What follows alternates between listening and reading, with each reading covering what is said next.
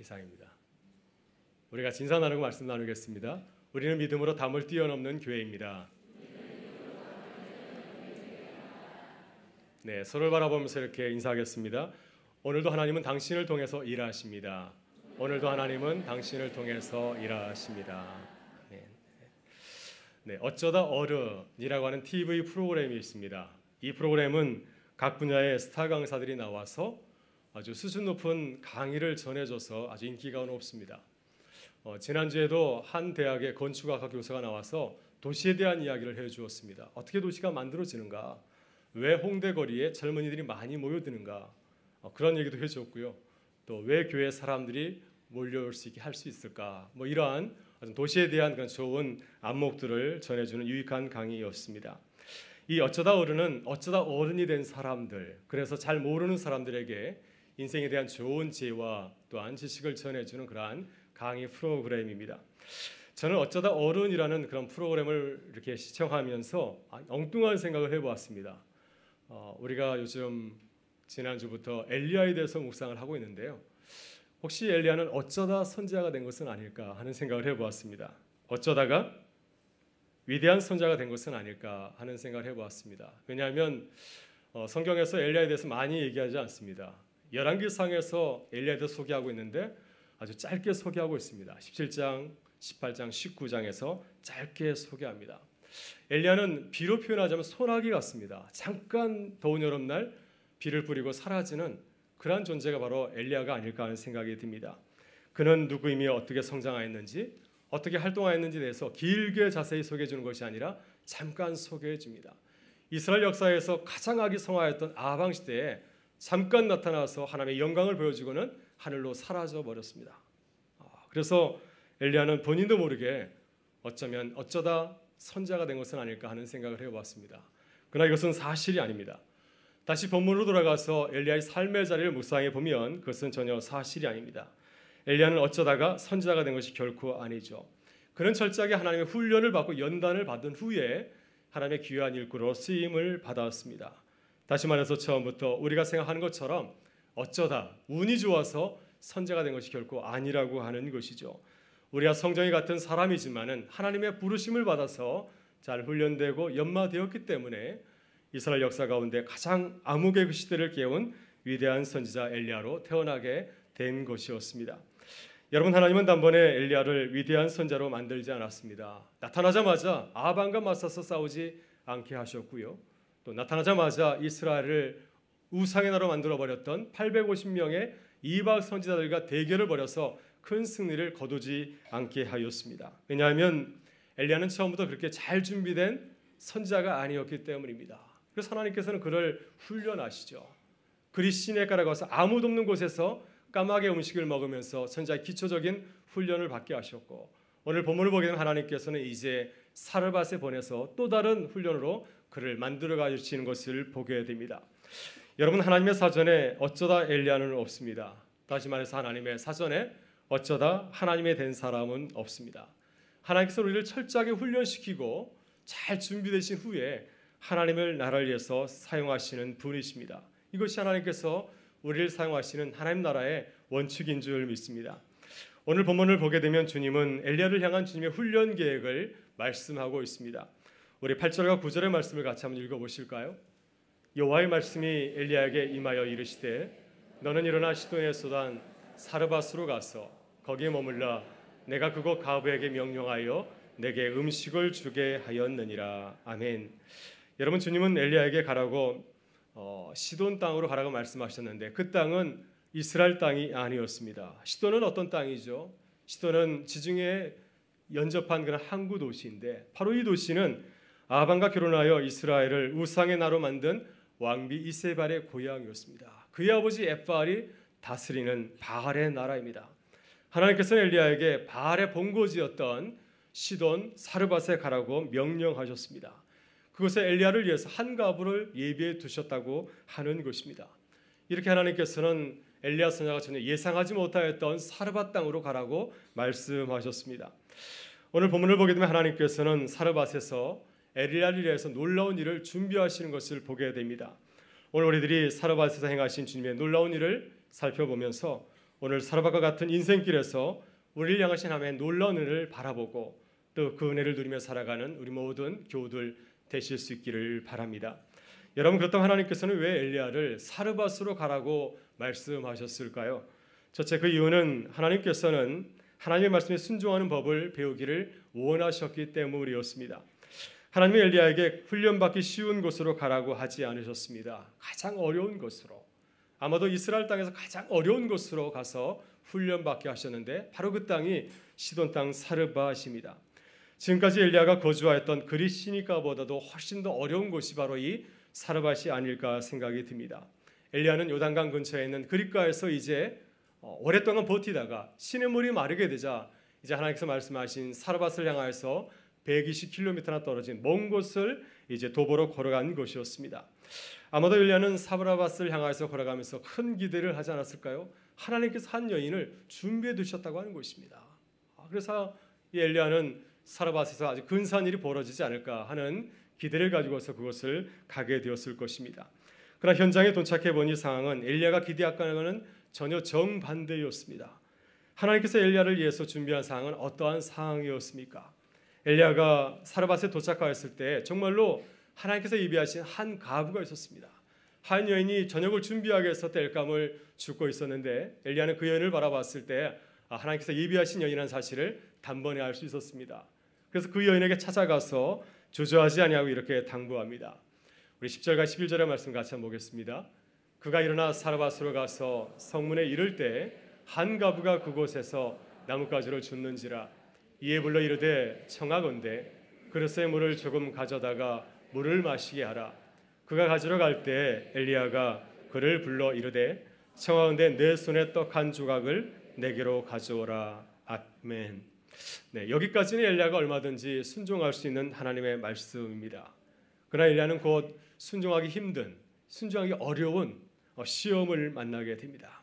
왜냐하면 이 사르밧 가부가 뜻밖의 말씀을 엘리야에게 전해 주었기 때문이었습니다. 여러분, 사르밧 가부가 물과 떡을 달라는 엘리야에게 어떤 말을 하였습니까? 참 놀라운 충격적인 말을 그에게 전해주고 있습니다. 우리 12절 말씀 같이 한번 읽어보겠습니다.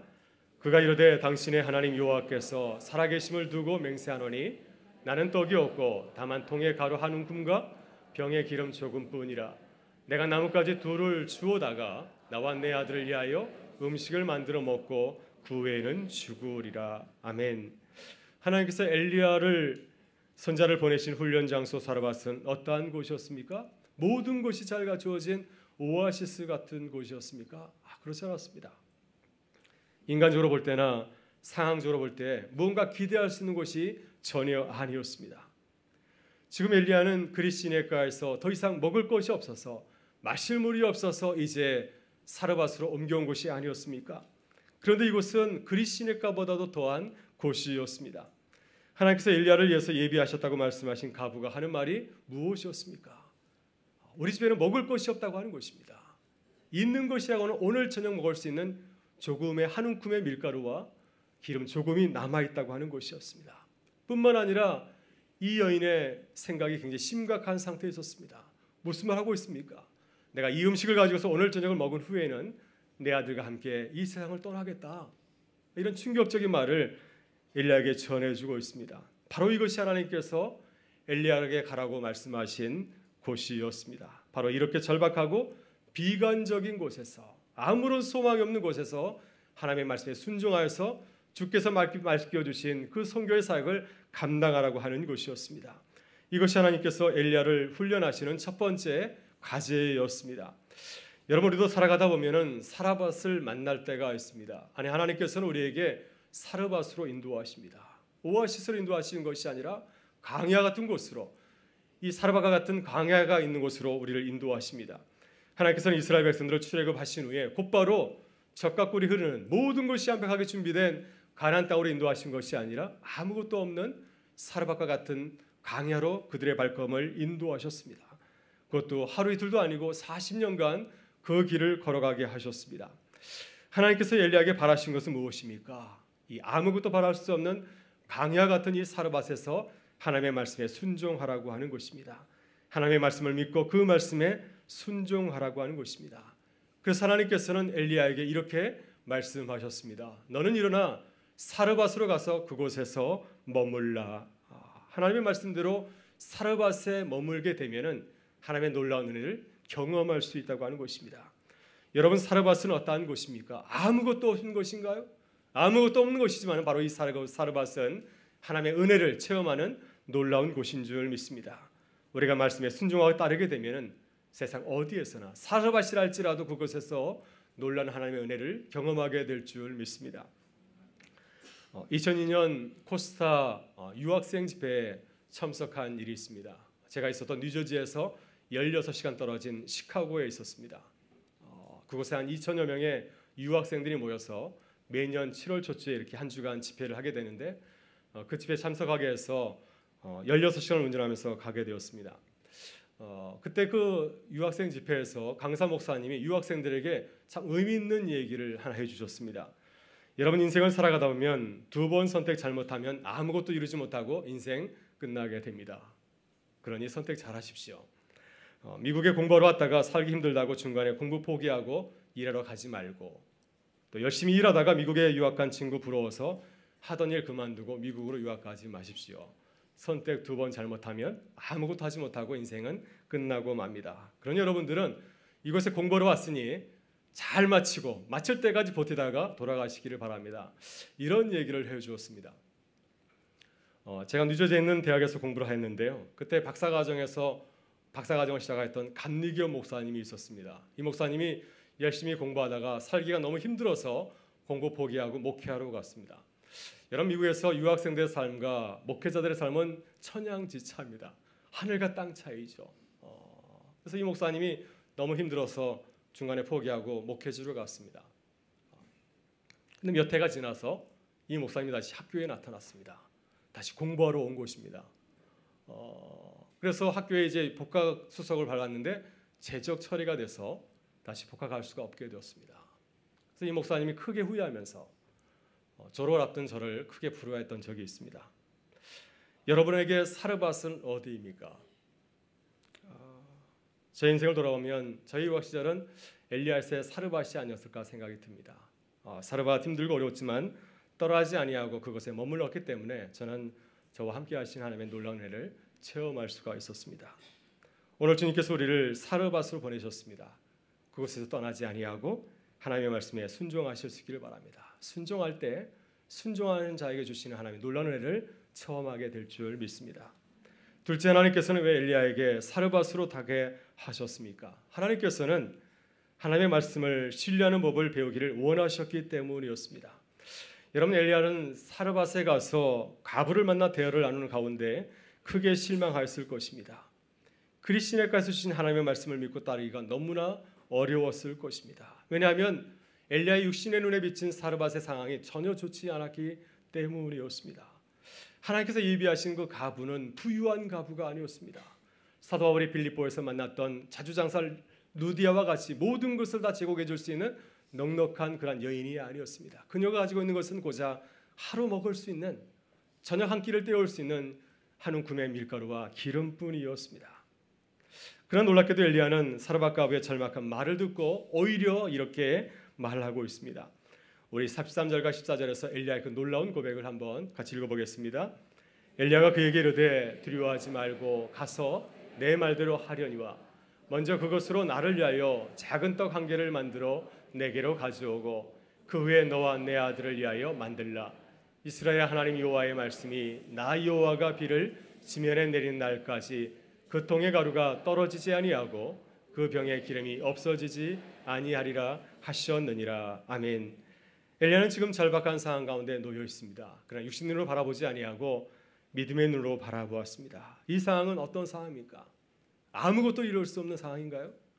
믿음의 눈으로 바라보니 이 상황은 하나님의 기적을 이룰 수 있는 최상의 조건을 가지고 있었습니다. 하나님께서는 바알의 본거지였던 이방인의 땅 사르밧에서 하나님의 기적을 보여주시려고 엘리야를 그곳으로 보낸 것이었습니다. 기근으로 아무것도 바랄 수 없는 그 가정, 이제 저녁 먹고 죽겠다고 하는 그 가정에서 하나님께서는 놀라운 기적을 준비하신 것이었습니다. 믿음의 눈으로 바라보게 되면 이보다 더 좋은 상황은 있을 수가 없습니다. 이보다 좋은 하나님의 기적이 일어날 수 있는 상황은 전혀 없는 것을 보게 되지 않습니까? 여러분, 예수님께서 오병의 기적을 베푸실 때의 상황을 기억하십니까? 광야였습니다. 그것에 수많은 사람들이 예수님의 말씀을 듣고 기다렸지만 이제 밤이 되었습니다. 그들에게는 그 많은 사람을 먹일 수 있는 돈도 없었고 떡도 없었습니다. 그들은 이웃의 도시에 가까운 곳에 위치하지도 아니하고 멀리 떨어진 광야 가운데 있었습니다. 그때 예수님께서 제자들에게 묻지 않았습니까? 어디서 떡을 사서 이 사람들을 먹이겠느냐? 그때 빌립은 화를 내었습니다. 예수님, 우리에겐 돈이 없습니다. 200데나리온 돈이 없는데 어떻게 이 사람을 먹일 수 있습니까? 하면서 기적을 부인하였습니다.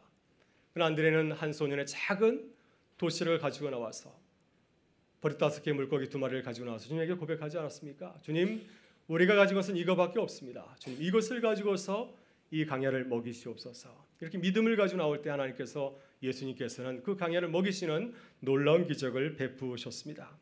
여러분, 지금 엘리야의 상황도 오병의 기적의 상황과 별로 다르지 않습니다. 아니, 더 나쁜 것이 아닌가 하는 생각이 듭니다. 그때 엘리야는 사르밧가브에게 어떻게 말하였습니까? 내일 죽겠다고 하는, 오늘 밤 밥 먹고 죽겠다고 하는 이 사르밧가브에게 어떤 말을 하였습니까? 죄송합니다. 제가 무리한 부탁을 하였군요. 제가 다른 집에 가보겠습니다. 저 같으면 이렇게 얘기했을 것 같습니다. 그러나 엘리야는 정반대로 담대하게 사르밧가브에게 이렇게 믿음으로 선포하였습니다. 두려워하지 말고 내가 말한 대로 하시오. 지금 당장 가서 나를 위해서 떡을 만들고 그러나서 당신과 당신의 아들을 위해서 떡을 만들어 먹기 바랍니다. 그리고 아주 확신 있게 하나님의 말씀을 선포하였습니다. 이스라엘 하나님 여호와께서 이 땅에 다시 비를 내릴 때까지 너희 가정에 밀가루통과 기름통이 마르지 않게 하실 것이요. 내 말을 듣고 내 말을 믿고 빨리 가서 나를 위해서 떡을 만들어 오기 바랍니다. 여러분, 믿음이 무엇이죠? 믿음은 액세서리인가요? 믿음은 액세서리가 아닙니다. 믿음은 내가 넘을 수 없는 한계를 하나님을 의지하여서 뛰어넘는 것인 줄 믿습니다. 엘리야는 지금 도저히 뛰어넘을 수 없는 육신의 한계 가운데 있지만은 믿음을 가지고서 그 상황을 향해서 선포하였습니다. 하나님께서 일하실 수 있는 그 기적을 만들 수 있는 그 상황을 준비하신 것이었습니다. 여러분, 일본에는 하늘로 날아간 물고기에 대한 신화가 있다고 합니다. 이 물고기의 이름은 코이입니다. 코이는 일반 말로 잉어를 뜻하는데 우리가 연못에서 볼 수 있는 주황색의 물고기입니다. 아주 옛날에 조그맣고 아주 연약한 코이 한 마리가 있었습니다. 코이는 어느 날 불가능한 일을 도전하기로 결심합니다. 바로 그 일은 모든 수고들 중에 가장 숭고한 행위인 깨달음에 도달하는 것이었습니다. 이 깨달음에 도달하기 위해서는 강을 거슬러 올라가는 것입니다. 내가 지금 논일고 있는 이 강물에 머물러 있지 아니하고 계속해서 강 상류를 향해서 거슬러 올라가는 노력을 하는 것이었습니다. 코이는 강물을 거슬러 올라가기 위해서 매 순간 집중하고 몰입합니다. 왜냐하면 한눈을 팔게 되면 바다로 떠내려갈 수밖에 없고요. 한눈을 풀게 되면 또한 다른 친구들처럼 나도 편하게 살지 하는 마음이 내 마음속에 들어오기 때문에 매 순간순간마다 자신이 걸어갈 그 목표를 향하여서 몰입하고 또한 집중을 합니다. 그러나 이 코이는 다른 잉어들과는 다르게 호기심을 갖고 있었습니다. 강의 끝에는 무엇이 존재할까? 강물이 어디서부터 흐르는지를 알고 싶었습니다. 그래서 그는 강을 거슬러 올라가기 위해서 몸 여기저기에 상처가 나고 피가 났지만 끝까지 포기하지 않냐고 이제 강을 거슬러 올라가게 되죠. 코이는 강을 거슬러 올라가면서 여러 가지 장애물도 만났습니다. 부정적인 생각과 싸워야 되었고 또 불안과 또 두려운 마음, 포기하고 싶은 마음과도 싸워야 하였습니다. 강의 상류로 올라갈수록 물결이 더욱더 세차게 되었고 또 코이를 가로막고 있는 장벽도 더 커지고 강력해졌습니다. 이 코이의 체력이 고갈되어 갈 즈음에 코이를 완벽하게 좌절시킬 수 있는 무시무시한 장애물이 등장하였습니다. 바로 그것은 큰 폭포였습니다. 밑에서 바라보니까 직각으로 세워진 그 폭포가 너무나 커서 내가 도저히 폭포는 뛰어넘을 수가 없구나 하는 좌절감이 몰려왔습니다. 그러나 그때 코이에게는 한 가지 방법이 남아 있었습니다. 코이는 믿음을 가지고서 상상력을 발휘하여서 이렇게 결심합니다. 내가 비록 물고기에 지나지 않지만 이제부터는 물고기를 포기하겠다. 내가 이제 내 지른 어미와 꼬리를 날개로 만들어서 폭포 위를 날아가겠다 하고 물을 확 뛰어오르는 순간 이 코이는 용이 되었다고 합니다. 코이의 그 확고한 믿음이 용이 되게 한 것이죠. 굉장히 황당무계한 얘기처럼 들리지만은 아마도 일본 사람들은 이 이야기를 이렇게 아이들한테 전해주면서 자신에 대한 믿음을 가지고 있으면 불가능한 일도 이룰 수 있다는 것을 나누는 것 같습니다. 그렇다면 오늘 우리는 어떤 상황 가운데서도 하나님의 말씀을 신뢰하고 있습니까? 하나님께서 사르밧에서 엘리야에게 절박한 상황을 보여주신 이유가 무엇입니까? 그를 넘어지게 하려는 것일까요? 그를 포기하게 하시려고 사르밧으로 인도하신 것입니까?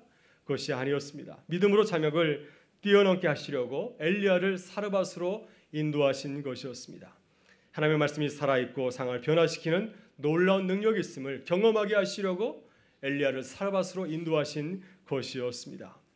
지금 우리가 처한 상황이 사르밧과 같다 할지라도 하나님의 말씀에 신뢰하실 수 있기를 바랍니다. 제 말씀을 신뢰하며 믿고 나아갈 때 하나님의 놀라운 말씀을 체험하는 은혜를 누리게 될 줄 믿습니다. 셋째 마지막으로 왜 하나님께서는 엘리야를 사르밧으로 인도하셨습니까? 하나님께서는 하나님의 말씀의 능력을 체험하고 확신하기를 원하셨기 때문이었습니다. 15절과 16절을 보게 되면 엘리야의 그 순종의 결과를 우리에게 이렇게 증거하고 있습니다. 같이 한번 보겠습니다. 그가 가서 엘리야의 말대로 하였더니 그와 엘리야와 그의 식구가 여러 날 먹었으나 여호와께서 엘리야를 통하여 하신 말씀같이 통의 가루가 떨어지지 아니하고 병의 기름이 없어지지 아니하니라. 아멘. 지금 사르밧은 엘리야가 도저히 말씀으로 순종할 수 없는 그런 상황 가운데 있습니다. 그러나 말씀에 순종할 때 하나님의 놀라운 기적이 시작이 되었습니다. 하나님께서는 누구를 통해서 이 놀라운 기적을 이루어 가셨습니까? 바로 이 보잘것없는 사르밧 가부를 통해서 주님의 일을 이루시는 것을 보게 됩니다. 하나님께서 이 여인의 마음을 여셔서 믿음을 갖게 하시고 또 하나님의 기적을 준비하게 하셨습니다. 여러분, 이 사르밧 가부는 어떠한 여인인가요? 이 여인은 이방 여인입니다. 하나님께서 선택하신 이스라엘 백성이 아닙니다. 이 여인은 아무도 거들떠보지 않는 가진 것이 없는 가난한 여인에 불과합니다. 또 이 여인은 남편도 없이 어린 아들을 의지하고 살아가는 연약한 가부에 불과합니다. 이 사람이 어떻게 하나님의 놀라운 기적을 이룰 수가 있겠습니까? 이 음식 보고 내일 죽겠다고 하는 이 여인을 통해서 어떻게 하나님의 기적을 이루어갈 수 있겠습니까? 하나님께서는 이 여인의 마음을 여셔서 주님을 신뢰하고 따를 수 있도록 인도하셨습니다. 여러분, 예수님께서는 누가복음 4장 24절에서 이 여인의 믿음을 높이 평가하고 있습니다. 같이 한번 보실까요? 내가 참으로 너희에게 이르노니 엘리야 시대에 하늘이 3년 6개월간 닫히어 온 땅에 큰 흉년이 들었을 때 이스라엘 많은 가부가 있었으되 엘리야가 그 중 한 사람에게도 보내심을 받지 않고 오직 시돈 땅에 있는 사렙다의 한 가부에게 뿐이었으며, 이 말씀은 예수님께서 하신 말씀입니다. 이 여인이 하나님께서 그의 마음을 바꾸셔서 위대한 기적을 이루시는 하나님의 도구로 삼으셨다고 하는 것입니다. 이렇게 사르밧 가부가 믿음으로 순종할 때 그 가정에 놀라운 기적이 일어났습니다. 엘리야가 하나님의 말씀을 선포한 대로 그 가정에 밀가루통과 또 기름통이 마르지 않았습니다. 하나님께서 이스라엘 백성들을 강해해서 먹이신 것처럼 이 가정에 주방을 넉넉히 채워주신 것이었습니다. 이렇게 하나님께서는 사르밧의 절박한 상황에서 하나님의 임재의 경험을 체험하게 하셨습니다. 이스라엘 땅이 아닌 바알의 본거지 시돈 땅에서 아무런 믿음도 갖고 있지 않는 사르밧 가부의 그 믿음을 통하여 하나님께서 놀라운 기적을 시작하시고 이루셨습니다. 그래서 엘리야로 하여금 하나님께서는 사르밧에서 놀라운 기적을 행하시는 사실을 보고 경험하게 하셨습니다.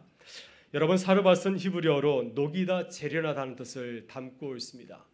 영적으로 바라볼 때 사르밧은 보통 곳이 아니죠. 이 사르밧은 뜨거운 불로 모든 불순물을 녹여서 정금을 만드는 도가니 제철소입니다. 용광로입니다.